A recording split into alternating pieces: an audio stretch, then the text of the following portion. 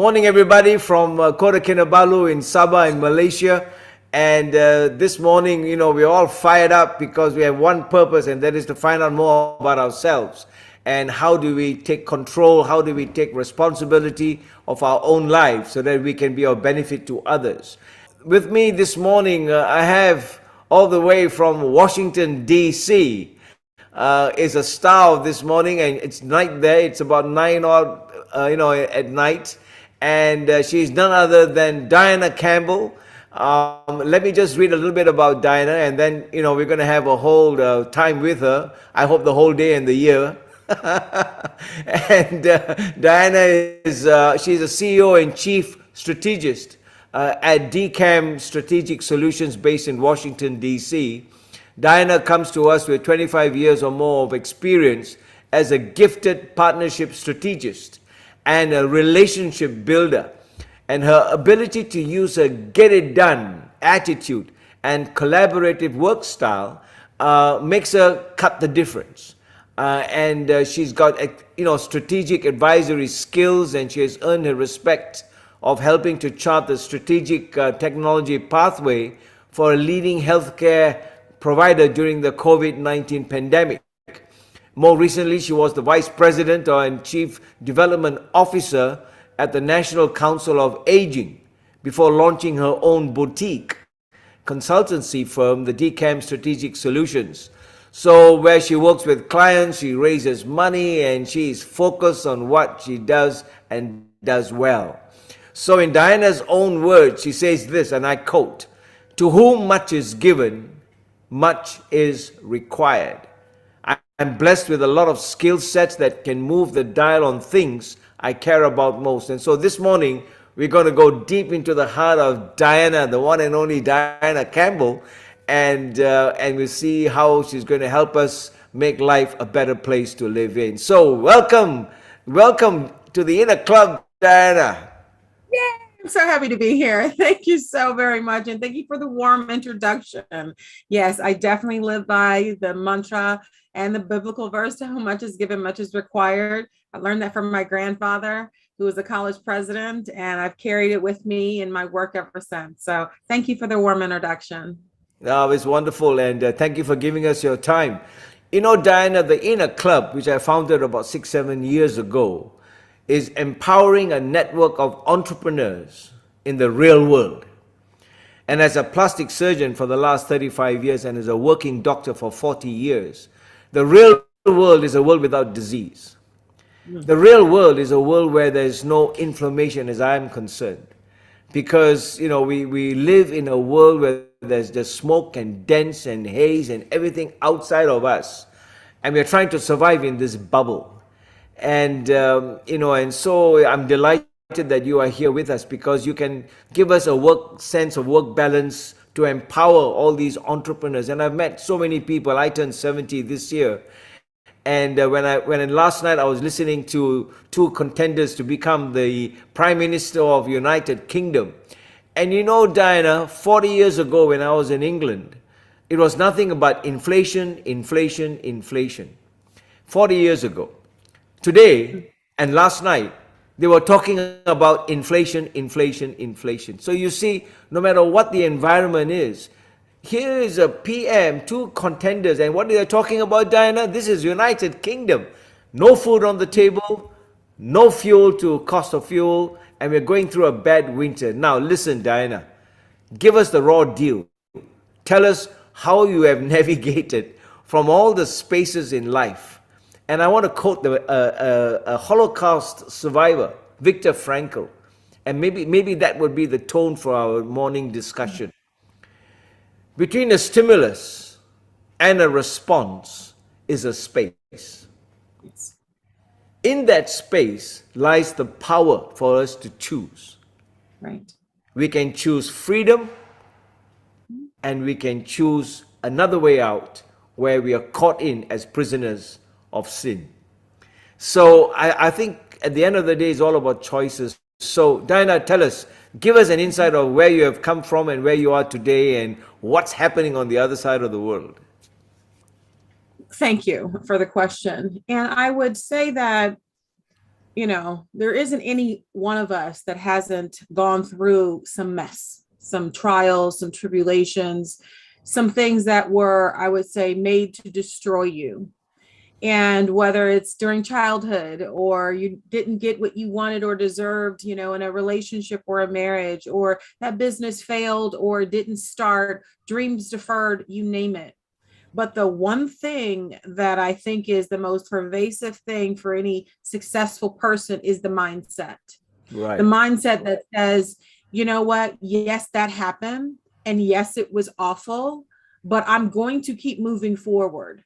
If not for me, for my family, for my kids, for my own self edification of I have to win. And that really has pushed me. I mean, I've had divorces, I've had, near bankruptcies, lost family members, friends, you name it. And that whole, what, let me wake up every day, let me say my prayers, let me ask, what do you want me to do, to your higher being? How do you want me to live? How do you want me to show up?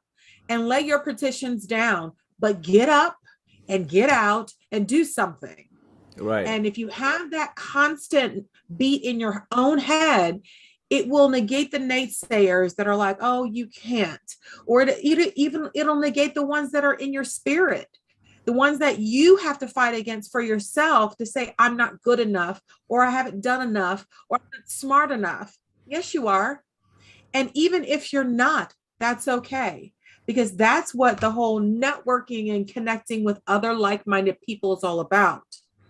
How are you surrounding yourself with people that are feeding your soul, feeding your spirit, feeding you with financial wellness, healthy living lifestyles? It's really about not just the mindset. Yes, that is number one most important thing. I cannot. There's nothing else. There's no book or friend that can tell you that. I mean, it really is. It's just how you show up in the world, and then the rest is how you nurture it. With people, with reading, with your different networks, with making sure you're not the smartest person in the room. Right. You need to surround yourself with people that are smarter than you, that will feed into you things that you don't know. Like, I absolutely love smart people. Yes, Right. I'm a strategist. Yes, I'm an ideator. I can take something from an idea to monetization. However, I got that way because I surrounded myself with really smart people all the time. And I just kept going to different circles to find and to talk to really interesting people to get different perspectives. So I'll pause there, but I would say number 1, 2, 3 through 10 is that mindset that you bring to your world. Diana, if there was a dart board here and I had a dart and I want to throw it, it's bullseye because it's all about the mind. And, as a doctor, we've only got one mindset, and that is service. We have been serving everybody our lives. And so the sphere of influence that we surround ourselves with are always doctors, and there's never been a chance. And I find that growing up, I didn't have the luxury of surrounding myself with people who are like-minded, who really can have a conversation like this with me and help me navigate through the real struggles in life, Diana. I mean, when you talk about mindset, tell me and tell this whole world that's listening in, whether it's 2 or 200, where did you source out that mindset? I mean, there are all sorts of people around you. And like Jim Rohn used to say, you surround yourself with 5 people, you'll become like one of the 5. How did you get that mindset change? Because that's a challenge. When you face, a situation where you can't change, you have to change yourself. So how did you manage to get that resource within yourself and get up and go?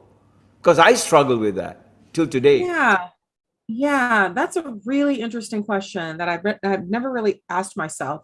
But as you were asking it, I'm like, where was the core?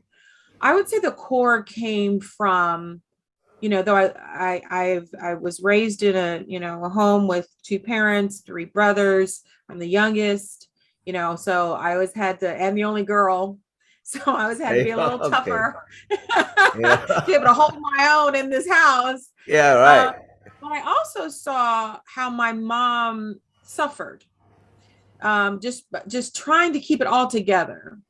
And it got to her a lot, taking medication to balance it, and the anxiety, the emotions of just raising a family, working full time, being the woman, magnificent woman that she is, in community. And the weight of it, I saw firsthand how debilitating it was. And Mm, as a kid, I made a determination that I did not want the weight of the world to impact me so much where I had to take pills for the rest of my life. So I right. then started to figure out, like, okay, what are the natural things I could do? I mean, I was a kid thinking about these things. Like, I don't want to be that. So how do I not be that?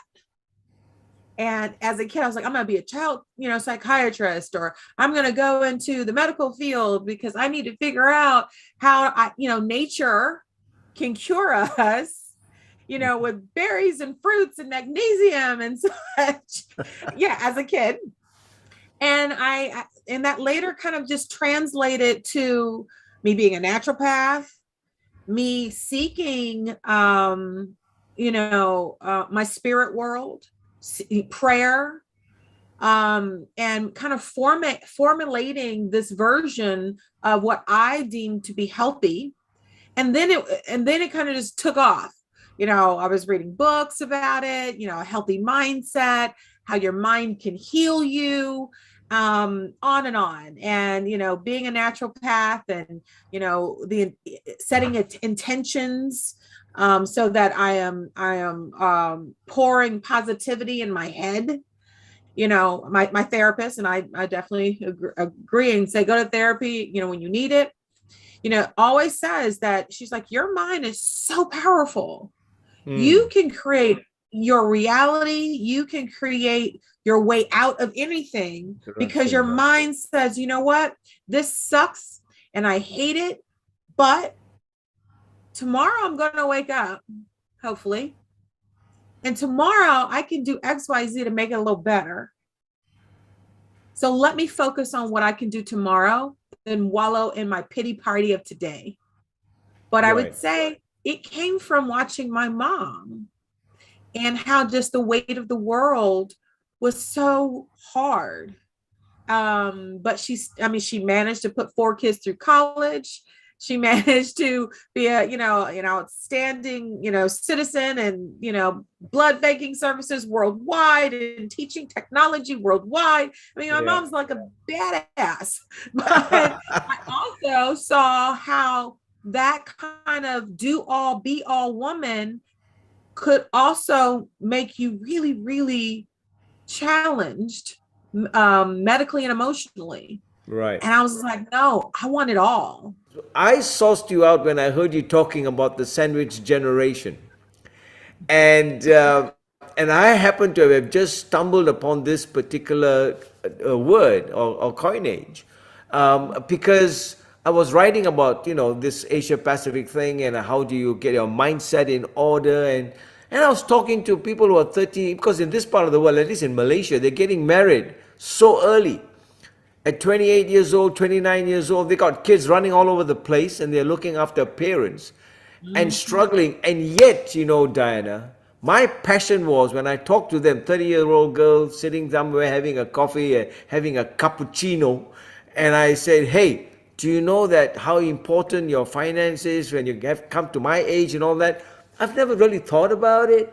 You see, so this generation, so-called sandwich, is walking into a dead storm. Mm-hmm. I would call it desert storm those days. And this is why listening to you this morning is God sent, because how do you speak? I mean, how did you navigate yourself from youth space to this aging space and find yourself that you had some purpose in it and became the chief development officer. Obviously, there must have been something that triggered it, to get your chi. Right. Yeah, definitely. The sandwich generation, for those that don't know the term, is a generation of people that have children on one side and older adults that they're taking care of, mom, dad, aunties, on another side in the same house or the same level of responsibilities. And you're kind of sandwiched in between them. And that's why Right. it's called the sandwich. I finally refer to it as the Panini generation because I'm being burnt on both sides. I have some stripes here and here. Yeah. The amount of work it takes in order to like keep everything afloat. What is the name again you used? I didn't. Panini. Panini. It's a sandwich that is toasted on both sides Uh in like huh. Oh, right. Okay.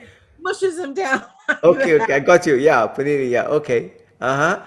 So, but needless to say, I've been blessed with, two wonderful stepdaughters, and one just graduated college, she's Spelman College, and she's working at NIH. I mean, my God, we're so proud of her. And another on her way to college as a freshman this fall.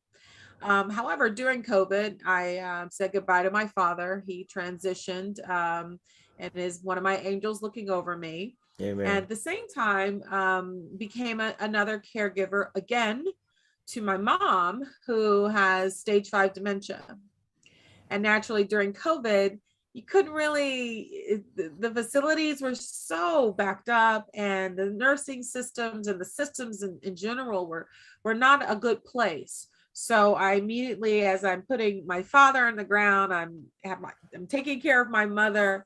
And so I'm still, having a little bit of squeeze, but not as much on the children's side because of where they are in their lives, which is great. It's more just advising and making sure that they're, still focused on this young adult journey that they've started.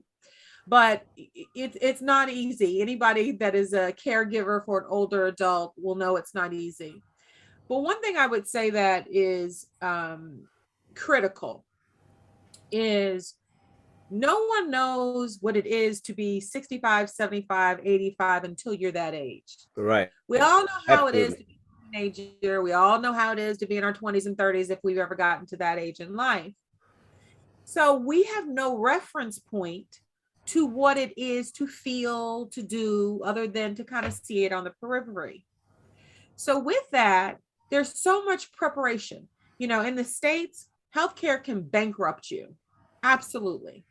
80% of the people in the United States will outlive their retirement, meaning we've been given the gift of age, the gift of longer life. Yes. But the finances don't add up to maintain that longer life. Therefore, you're going to have 2, 3, sometimes 4 generations living in the same house to maintain all these extra lovely years that we have been given. Absolutely. How do you prepare for that?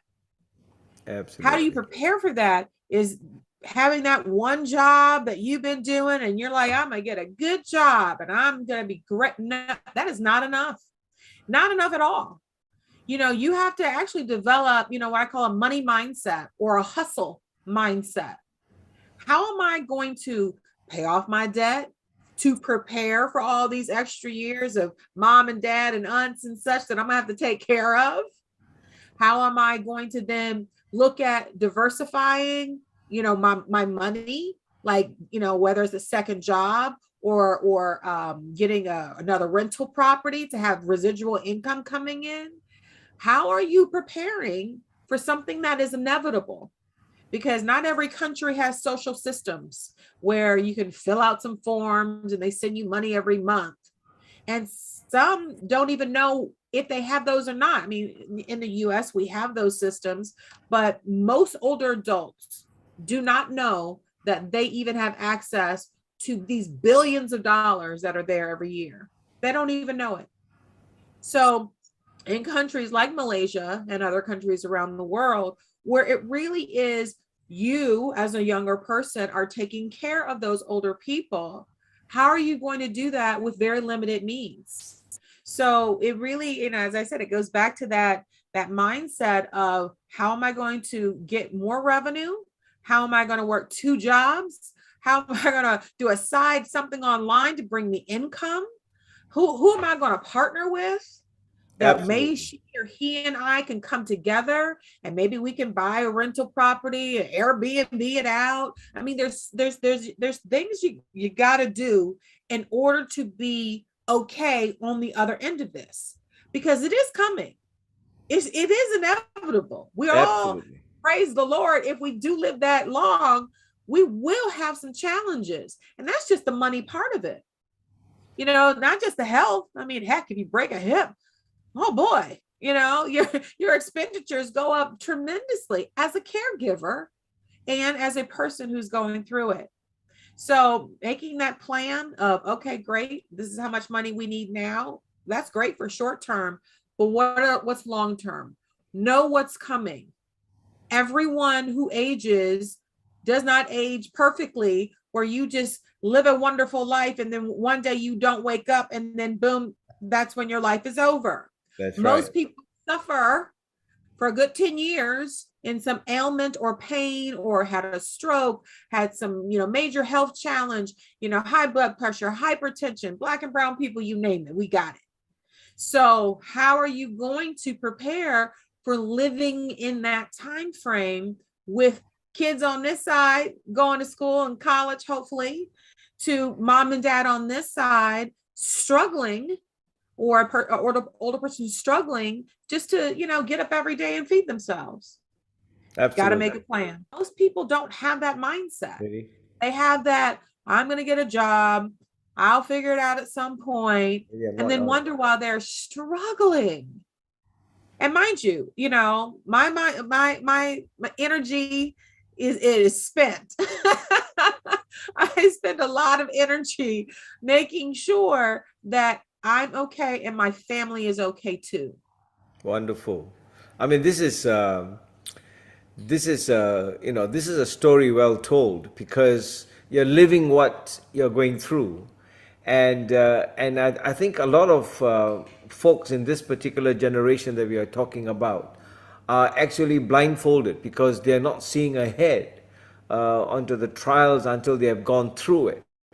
I know what it was to when I bought my first house with my own money. I remember it was just land, and I took a flag and I planted the flag, Diana, and I said, "This is my land," like, you know what I mean?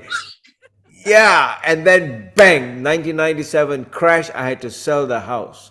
You see, and that was really traumatic for me. Nobody knows those tears.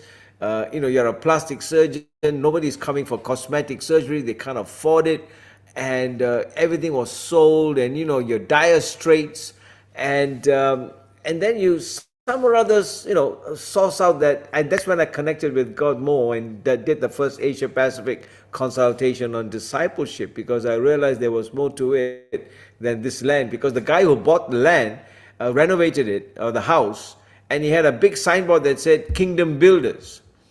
And so I got a wake up call, and God said, "No, I'm bringing you out to build my kingdom," that kind of thing. And Absolutely. so that's, yeah, so that's why. And I feel it now, and I know that I could have made decisions along the way that were much more prudent. And the one snare, if I look back now, that really took me down the pits over and over again, Diana, was finance. Yep. Every time. I mean, health, everybody, aging is a side effect of living. Yep. And they come to see me for anti-aging, and I say, no, it's about smart aging. And now I realize that it's all about smart partnership. So that's where you went into. You partnered, number one, with yourself. Yes. You get it right. And then you Did. did that rental income and real estate and built it up. So tell me, when you talk about financial responsibility, now let's move into that area. What's your take home now for those who are living in this particular 30 to 45, 48, that particular space? Um, Yeah. because everybody's trying to scramble for a quick way out of how to earn, and it's not going to be easy, because as you go into this inflation and prices start to, money is half its worth. um, I'm a big believer in networking, and I believe that that's the biggest of the 21st century business entity that one can do, because we're all going to be in the same space. So it's best to network with one another, because you know that each need each other.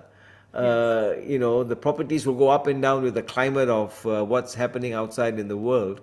But you and I need to survive. And so if we can network and do something online together, I believe that's the next business of the 21st century.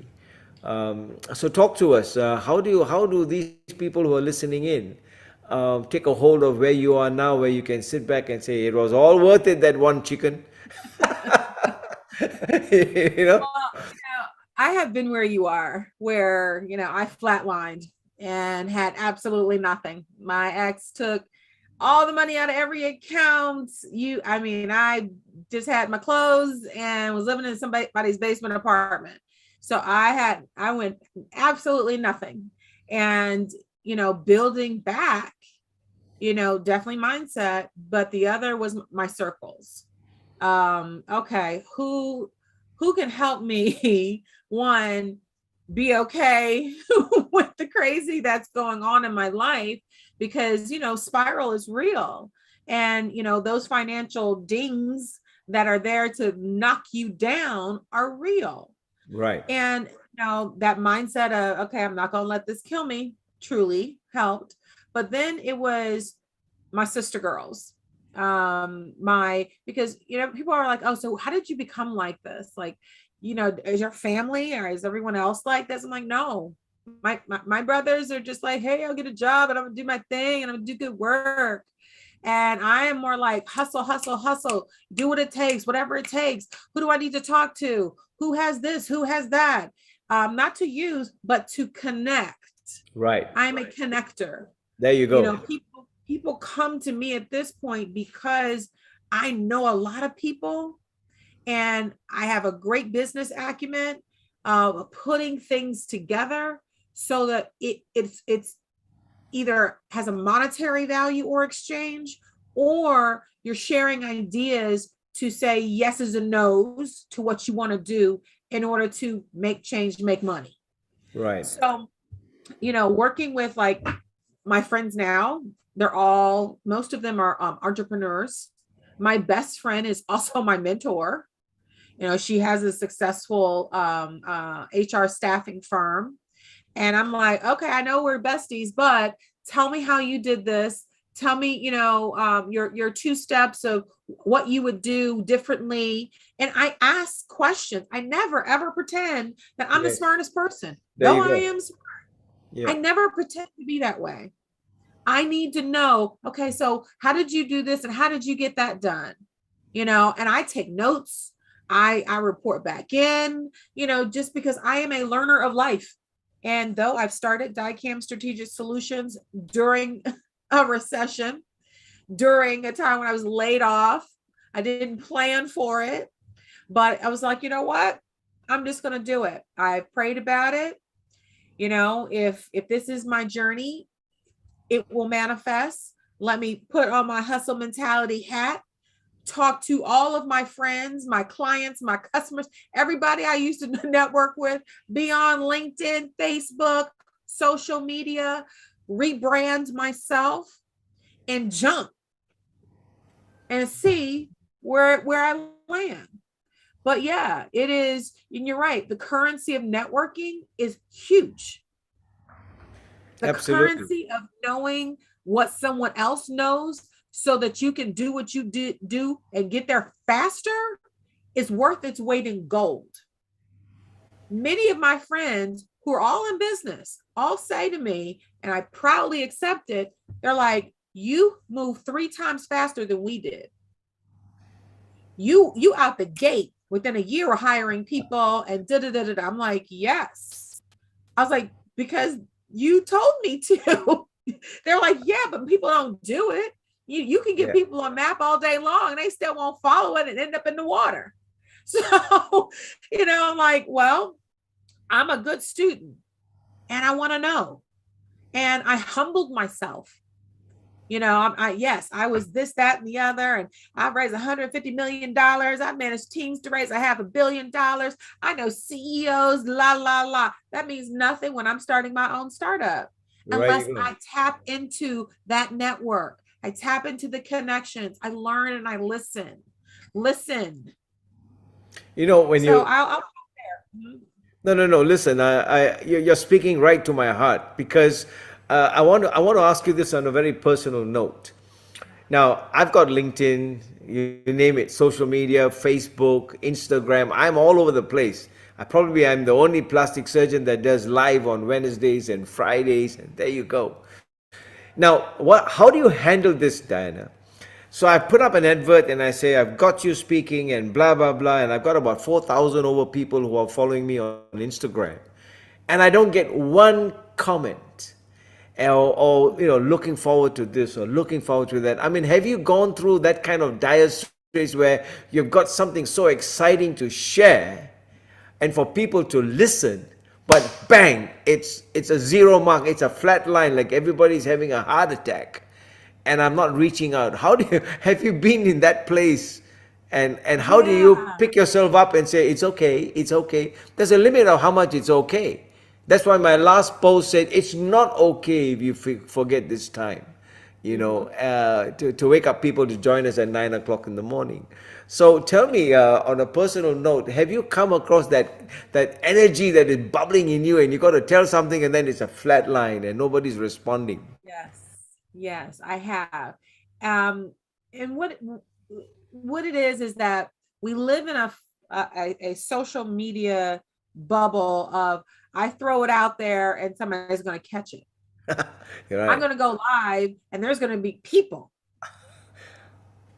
I'm going to just press this and they're going to appear and log in and everything's going to be, and it doesn't work that way.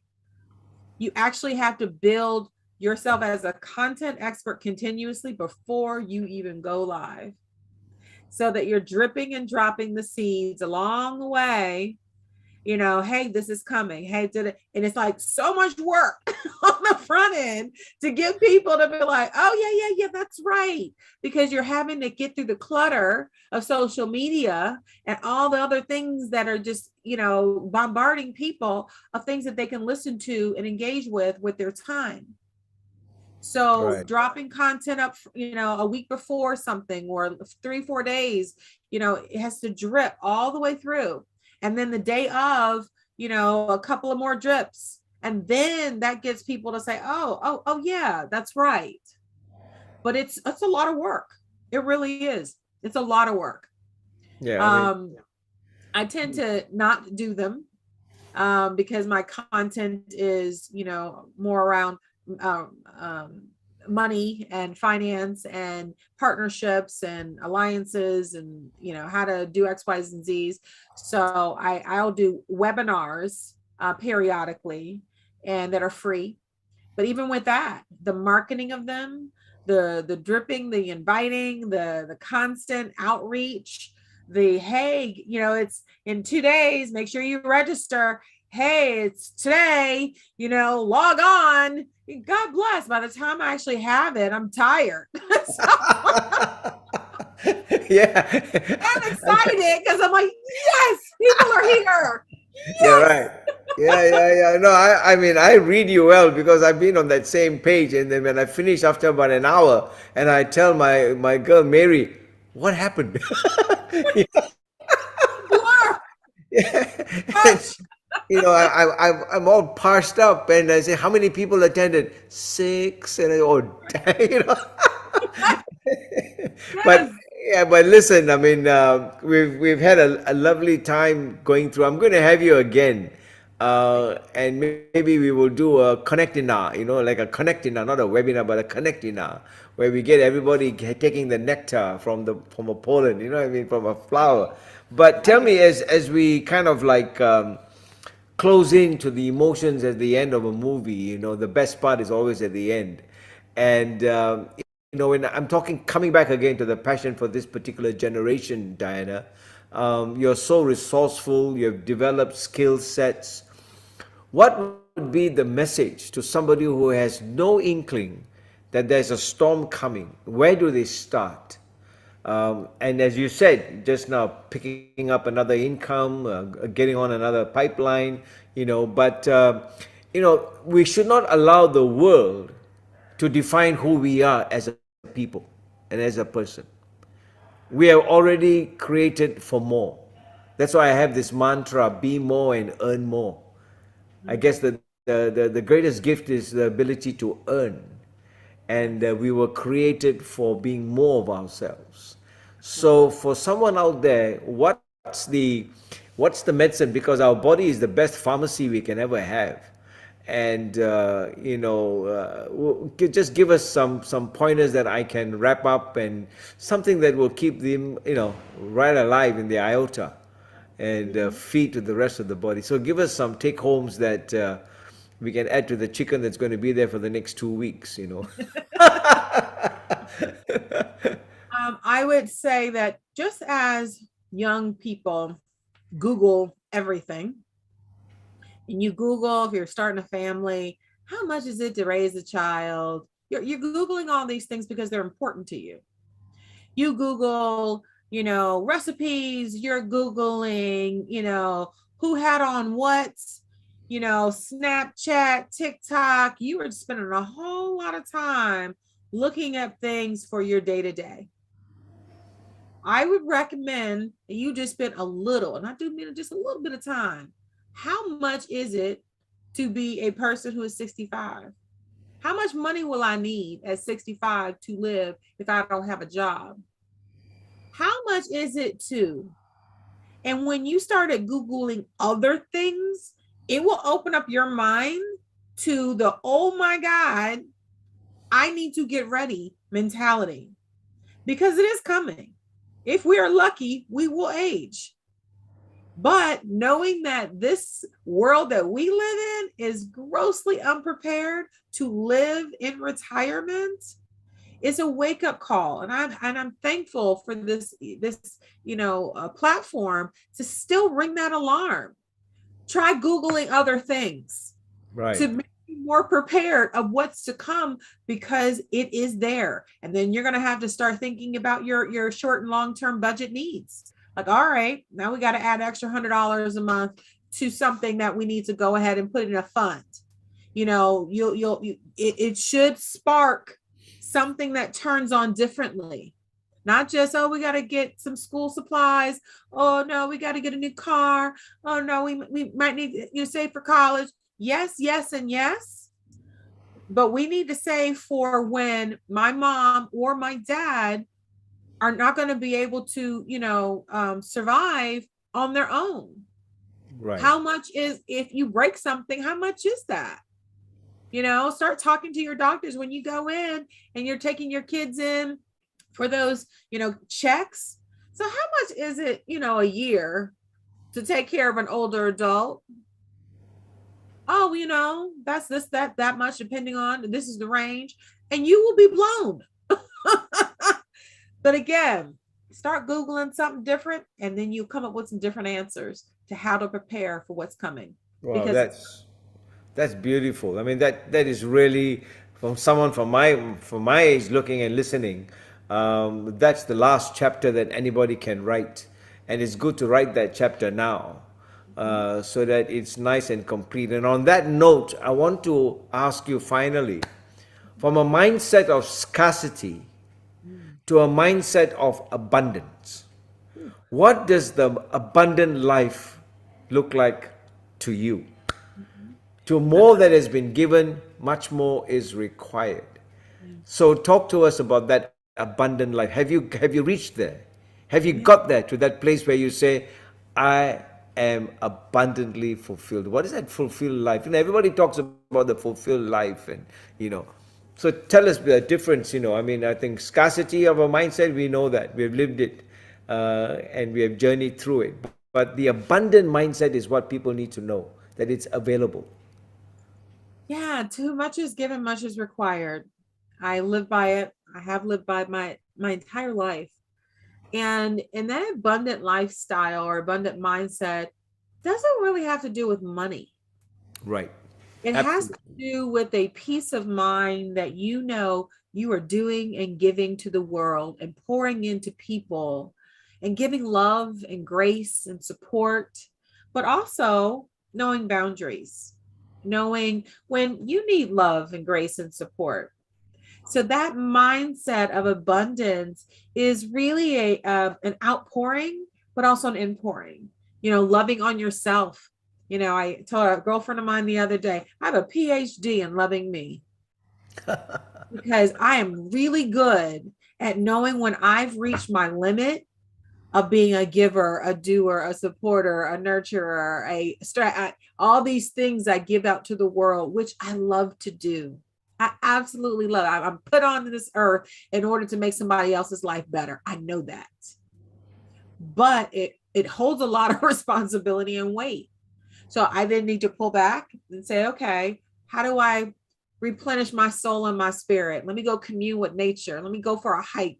Let me go fish. I love fishing.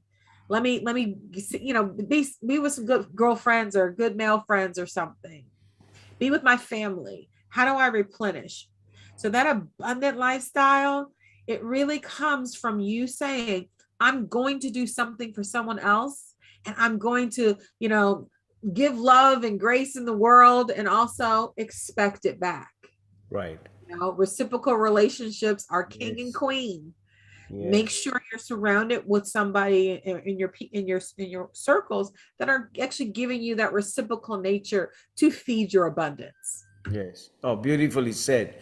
Because I remember the first person I spoke to when I started HEARTtalk after my open heart surgery was a psychologist in Sydney. And then the first word she said to me, Dianna, she said, be kind to yourself.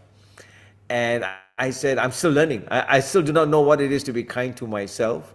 And I certainly know that, it's a journey that we all charter for ourselves.